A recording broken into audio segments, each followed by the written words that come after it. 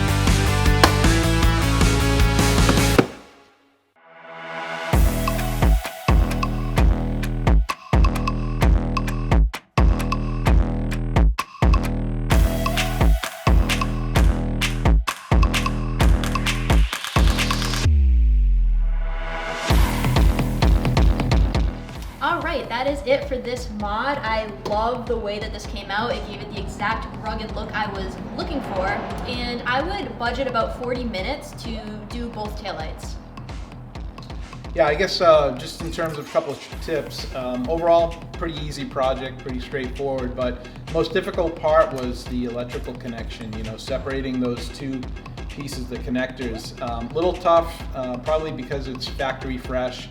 The tip that I would give is to just use a screwdriver to press down on that little tab. You have to press it down pretty hard. You'll actually feel it click when it's pushed down enough, and then it'll easily separate. So other than that, I guess the other thing that I just would call out is that where these are metal, these are aluminum, the foam tape that you put on around the outside of it, don't forget that part. It's really important because you don't want to have aluminum on your painted surface, because when you hit bumps and things start to move around a little bit, it could damage your paint. So that tape is there to actually save your paint. Yeah, and definitely take your time on the weather stripping because they give you just barely enough to do both taillights. So just make sure you're taking it slow and doing it right the first time to ensure that you're not going to run out once you get to the other side.